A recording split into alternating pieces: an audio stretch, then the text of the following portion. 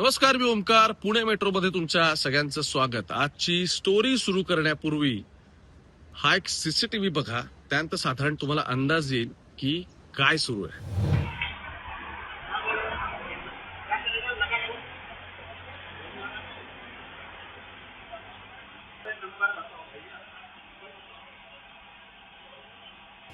CCTV 3 माणसं दिसत आहेत, 2 युनिफॉर्म मधली आहेत आणि एक आलिशान ऑडी कार मधून उतरत आहेत.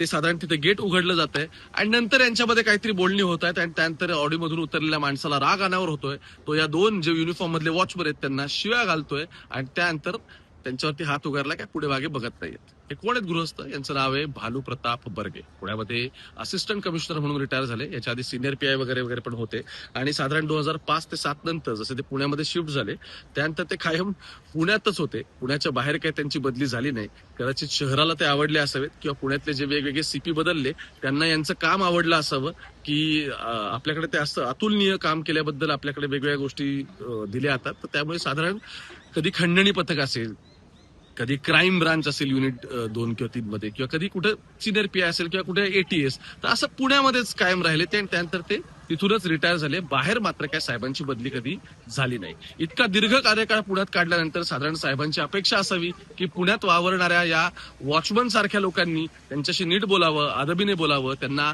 सन्मान दिला जावा. तर त्यात काय साहेबाचं पण गैर नाही. आता प्रसंग काय घडलाय समजून घ्या आणि मग त्यानंतर मी तुम्हाला हे झाल्यानंतर काय व्हायला पाहिजे होतं आणि काय घडलं ते पण सांगतो. माझ्या हातात आता तक्रार अर्ज आहे आणि तो कोणाचा आहे काय ते सांगतो. अमेय हॉटेल आहे, तुम्ही बीएमसीसी पासून पुढे गेला की पलीकडे गोखले इन्स्टिट्यूटचा जरा लागतो, त्याच्या अलीकडे हॉटेल आहे. हॉटेलला इथे साहेबांचे मित्र बऱ्याच वर्षापासून काहीतरी कॉफी प्यायला का नाश्त्याला वगैरे भेटत असतात सकाळचे व्यायाम झाल्यानंतर. तर त्या दिवशी हे सगळे भेटले.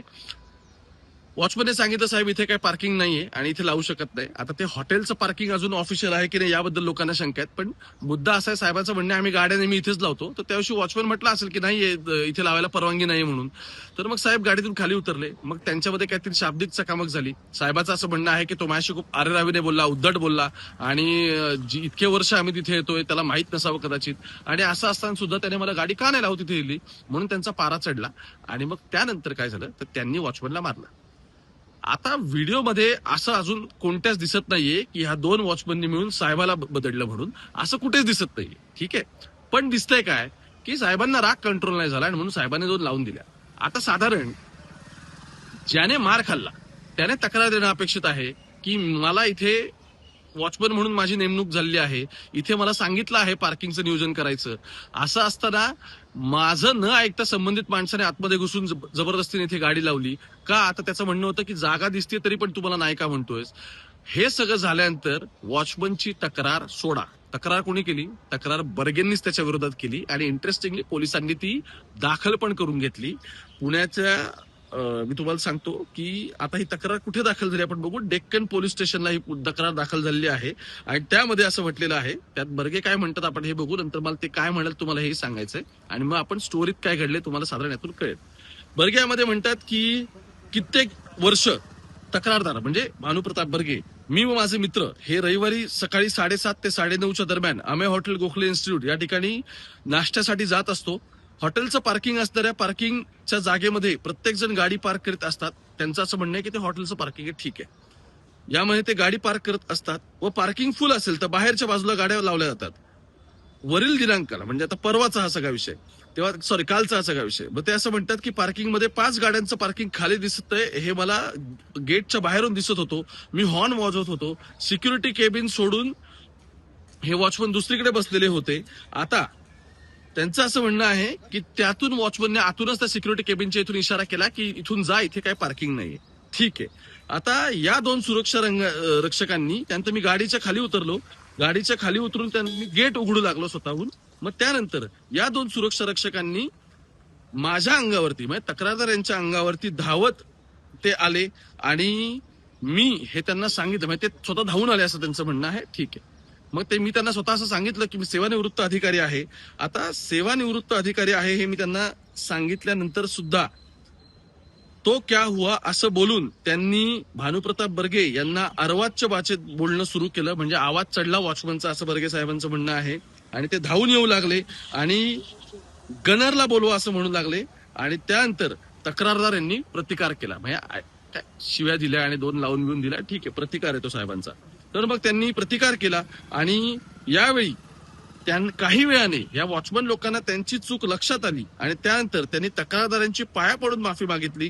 तरी सुद्धा त्यांच्याकडून त्यांचे सुपरवायझर, त्यांचं नाव आहे महेंद्र भोसले म्हणून, यांच्याकडून त्यांना मी ही तक्रार केली आहे आणि या तक्रार जी 4 चाकी गाडी पार्क करण्याच्या कारणावरून गैरवर्तन हे वॉचमन यांनी तक्रारदारासोबत म्हणजे भानुप्रताप बर्गे यांच्यासोबत केलं. अर्वाच्य भाषेत बोलून त्यांना शिवीगाळ केली, त्यांना धमकी दिली, म्हणून भानुप्रताप बर्गे तक्रार करत आहेत. आता ठीक आहे, त्यांचं वर्जन या सगळ्यामध्ये असं आहे की त्यांनीच शेवटी व्हिडिओ हे दिसतंय की त्यांनीच ते वॉचमनला मारलं, पण वॉचमन अंगावर धावून आले आणि ते अर्वाच्य भाषेत बोलले. म्हणून आता साहेबांनी इतके वर्ष पुण्यात नोकरी केली म्हटल्यानंतर या शहरातल्या प्रत्येकाने साहेबांना मान दिला पाहिजे. पण हे वॉचमन वॉचमन लोक मला कळत नाहीत. बाहेरून येतात इथे आपल्या राज्यामध्ये काम करायला, गरिबीत जगतात, कुठेतरी रात्रीचे झोपतात, घरी कुटुंबियांना पैसे पाठवतात. काय 15-20 हजार रुपये फार फार तर मिळत असावे. एवढ्या पैशात त्यांनी इतका खर्च आरेरावी नाही केली पाहिजे, पण आता ती केली त्याने. आता आपण काय करणार ना. तर असं सगळं ते झालं आणि त्यानंतर मग बर्गे साहेबांना राग अनावर झाला आणि त्यांनी त्याच्या 2 लावूनही दिल्या. आता मुद्दा असा आहे की या सगळ्यावरती त्यांनी काय म्हटलं ते आपण बघू आणि मग मी शेवटाकडे येऊन तुम्हाला या सगळ्यातल्या पुढच्या पण गोष्टी सांगतो. हॉर्न देऊन त्यांना गेट उघडायसाठी सांगत होतो, तर त्यावेळेस त्यांनी हातानेच पार्किंग नाहीये म्हणून सांगितलं. तर मी सुद्धा हातानेच त्यांना इशारा केला की गाड्यांचं पार्किंग खाली दिसतंय, तुम्ही गेट उघडा.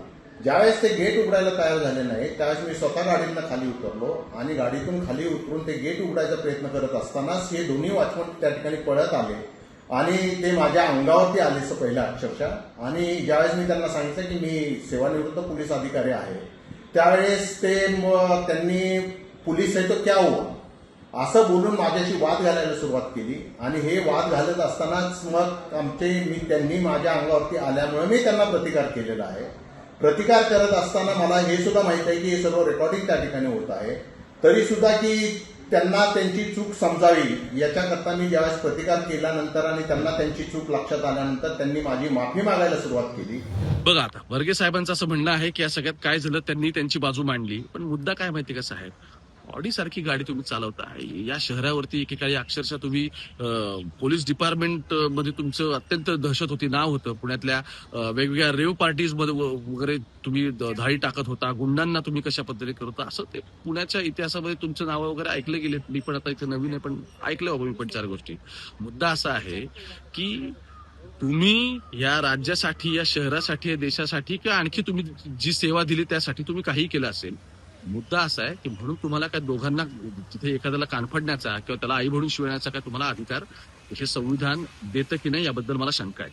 दुसरा महत्वाचा यातला मुद्दा, साहेब इतके मोठे आहेत की साहेबांविरोधात एसीबीची कारवाई याच्या आधी होणार होती. या सगळ्यामध्ये मधल्या काळामध्ये त्याचं काय झालं याचा अजून अपडेट एसीबीचे अधिकारी देत नाहीयेत.